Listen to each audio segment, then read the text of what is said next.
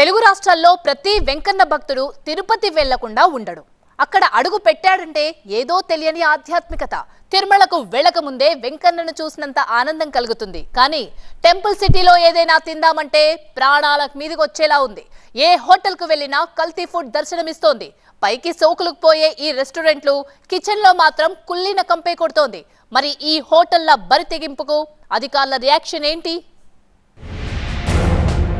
Temple సిటీలో కుళ్ళిన కంపు,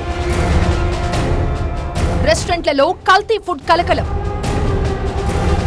వేలాది మంది వచ్చే నగరంలో బరితెగింపు, ప్రజలకు రోగాలని పంచుతోన్న హోటళ్లు. తిరుపతి అంటే నిత్యం వేలాది మంది భక్తులతో ఎప్పుడూ కిటకిటలాడుతూ ఉంటుంది. కొండపైకి వెళ్లేవారు వచ్చేవారితో రద్దీగా ఉంటుంది సిటీ.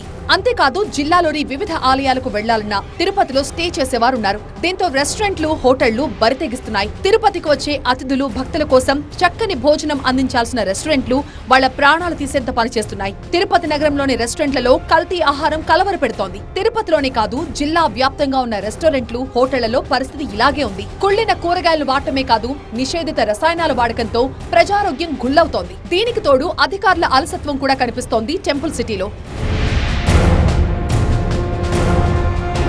తినుబండారాలు, మాంసం, పాలు, నూనె ఇలా అన్నింటా కల్తీ రాజ్యమేలుతోంది. హోటల్సే కాదు, స్ట్రీట్ ఫుడ్ సెంటర్లు, బేకరీలు, ఫాస్ట్ ఫుడ్ సెంటర్లో కూడా ఇదే తీరు. క్షేత్రస్థాయిలో కనిపిస్తున్న లోపాలపై దృష్టి సారిస్తే తప్ప అనేక చేదు నిజాలు బయటపడని పరిస్థితి. ఆహార తనిఖీ విభాగం సిబ్బంది కొరత వల్ల తనిఖీలు చేపట్టడమే మానేశారు. ధనార్జనే ధ్యేయంగా పెట్టుకున్న చాలా రెస్టారెంట్లు ప్రజల ఆరోగ్యాన్ని పట్టించుకోవడం ఎప్పుడో మానేశాయి.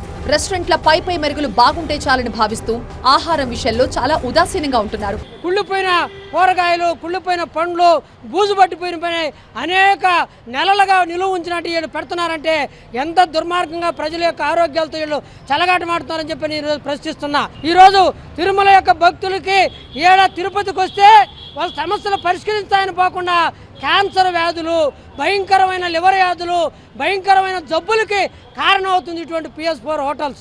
కాబట్టి ఈ హోటల్స్ ని పూర్తిగా పర్మనెంట్ గా సీజ్ చేయాల్సిన అవసరం ఉంది.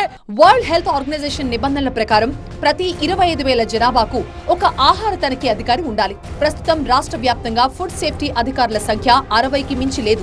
ఉన్న అధికారులకు కూడా ఎలాంటి సౌకర్యాలు లేకపోవడం, ఒక్కో అధికారి దాదాపు 30 మండలాలు తిరగాల్సి రావడంతో పని భారం తడిసి మోపుడవుతోంది. ఉన్న కొద్ది మందికి కేసులు, వాటి పరిష్కారం కోసం కోర్టు చుట్టూ తిరగాల్సి వస్తోంది. దీంతో ఆహార తనిఖీ అటకెక్కగా కల్తీ ఫుడ్డే జనానికి దిక్కైంది. తెలియనట్టు కిచెన్లో జరిగినవి ఎన్ని బొద్దింకలు పడి ఉంటాయో, ఎన్ని బల్లులు పడి ఉంటాయో అవన్నీ అప్పుడు తీసి మనం సప్లై చేస్తే వాటి వల్ల వాళ్ళకి మోషన్స్, వాంతులు, రకరకాల హాస్పిటల్ అడ్మిట్ అవుతాయి. వీరికంతా ఎవరు బాధిత? ఇటువంటి వారు రాజకీయ నాయకులు పత్తాసు కలిపి మా వాళ్ళదని చెప్పి చెప్పడం మొదలుపెడితే ఇది వ్యవస్థేనా? ఒక ఆమె రాశాడు ఏదో ఫుడ్ ఏదో మంచూరియా ఆర్డర్ పెడితే నాగుపాము వచ్చిందని చెప్పి చూసే ఉంటారు. నేను కూడా వార్తల్లో చూసే చెప్తున్నాను. అంటే ప్రజల ప్రాణాలు అంత చులకన అయిపోయినాయి.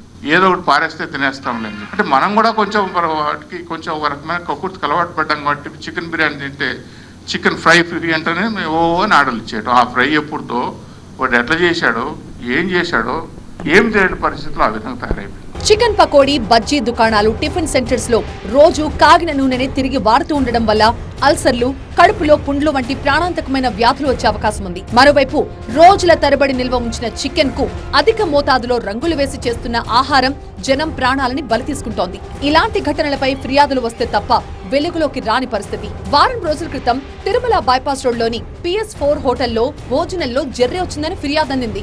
అక్కడ తనిఖీలు నిర్వహించిన మున్సిపల్ కార్పొరేషన్ అధికారులు, జిల్లా ఫుడ్ సేఫ్టీ అధికారి కొన్ని చేదు నిజాలు బయటపెట్టారు. అయితే తిరుపతిలో ఉన్న అనేక హోటల్స్ కూడా ఈరోజు ప్రజల యొక్క ప్రాణాలతో చెలగాటమాడేటువంటి పద్ధతుల్లో కల్తీ కావచ్చు, అట్లనే మిగిలిపోయినటువంటి వస్తువుల్ని ఫ్రిడ్జ్లో పెట్టి మళ్ళీ తీసుకొచ్చి ఇవ్వడం, ఇట్లా నాణ్యత లేకుండా ఉండేటువంటి పద్ధతుల్లో కూడా కనిపిస్తూ ఉన్నాయి. కాబట్టి అధికారులు వెంటనే అన్ని హోటల్స్ మీద కూడా నిఘా పెట్టాలి. అదేవిధంగా పర్యవేక్షణ కూడా రెగ్యులర్గా ఉండే విధంగా చూడాలి అని చెప్పేసి విజ్ఞప్తి చేస్తున్నాము. అంటే ఈ PS4లో ఇది నిత్యం కూడా ఇలాంటివి ఏదో ఒక ఘటన జరుగుతూనే వస్తున్నటువంటి పరిస్థితి అనేది ఉంది.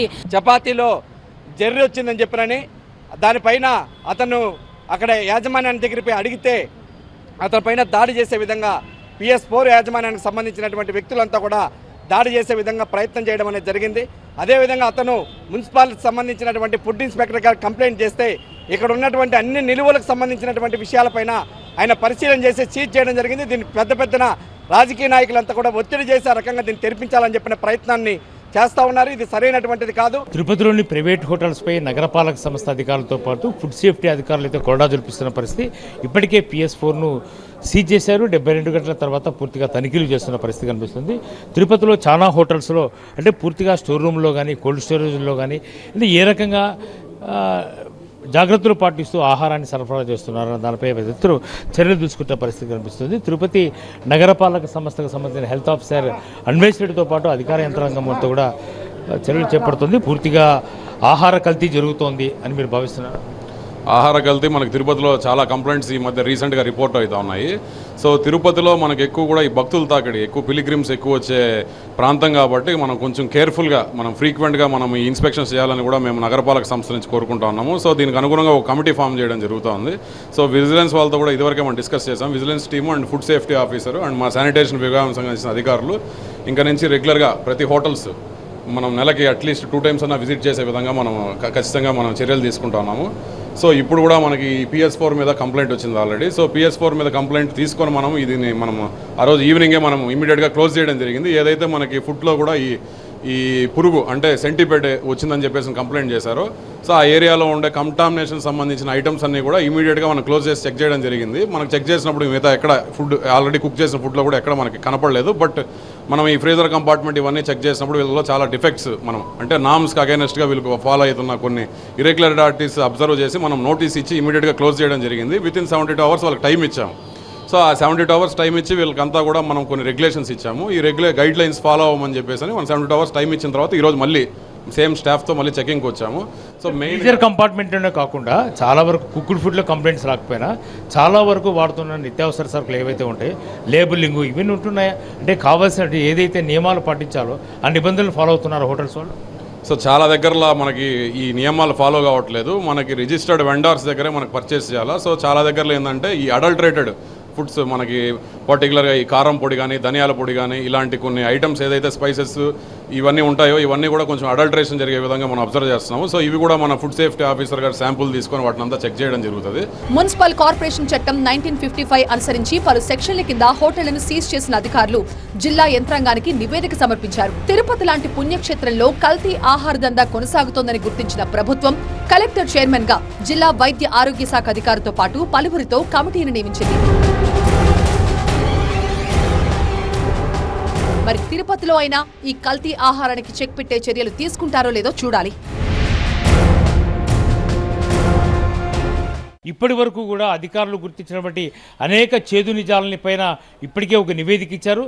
కలెక్టర్ చైర్మన్గా DMHA కో కన్వీనర్గా ఉండే ఒక కమిటీ అయితే పెద్ద ఎత్తున అన్ని హోటల్లో టెంపుల్ సిటీలో ఉన్నటువంటి అన్ని హోటల్లో పెద్ద ఎత్తున తనిఖీలు నిర్వహించడము, రుచికరమైనటువంటి శుచి శుభ్రత ఉన్నటువంటి ఆహార పదార్థాలు మాత్రమే విక్రయించాలని చెప్పేసి ఆదేశాలు జారీ చేసిన నేపథ్యంలో కిచెన్లో ఇప్పటికే అనేక చేదు నిజాలను గుర్తించిన నేపథ్యంలో PS4 లాంటి హోటల్లోనే ఇప్పటికే సీజ్ చేశారు. మరిన్ని హోటళ్లపై కొరడా జులిపించే అవకాశం అయితే ఉంటుంది. కెమెరా పర్సన్ జగదీష్తో రాజు, TV9 తిరుపతి నుంచి.